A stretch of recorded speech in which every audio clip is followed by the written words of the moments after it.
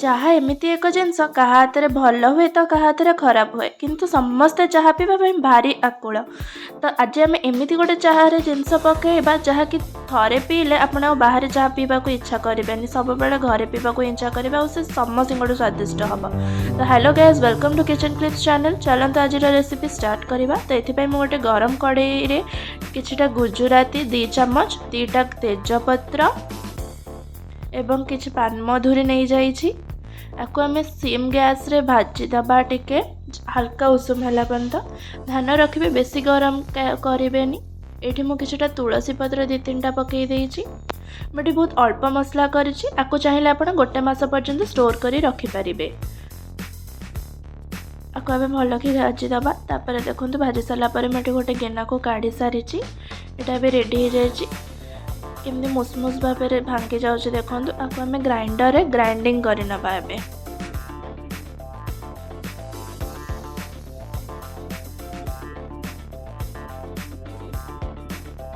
देखो ग्राइंडर रे ग्राइंडिंग कर सारा आधा चम्मच गोलमरिच और दालचीनी गुंड पकई देइछि। आपन चाहे को भाजी की पकई पारे। जेहेतु मो पाखे गुंड थिला तो मुझे गुंड करके पुणी थे ग्राइंडिंग करदेली। तो ये देखते भल भाव में मिसी सारी।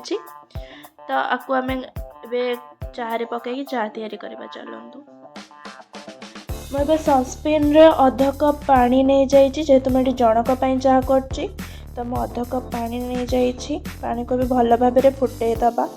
पानी गरम हो सारा पर गोटे चम्मच चीनी पकेबे। ध्यान रखिए मन करी आग तो चीनी पकेबे ना पाणिचिया लगे चाह। किसी लोक हाथ में चाह पाणिचिया लगे जेहेतु से लास्ट को चीनी पकाती। चीनी भलसे मेल्ट हो सारा पर पानी रे आमे गोटे चम्मच चा पत्ती पकेबा। गोटे फुटा आसला पर ही आपण क्षीर पकेदेबे ना पिता लगे। मन करी आउ थे कही रखुचे गोटे फुटा देला पर ही आपण क्षीर पकेदेबे। बेसी फुटेबेनी ना चाह पिता लगे। एबे देखि पार्थबे मु गोटे कप क्षीर पकई देइछि।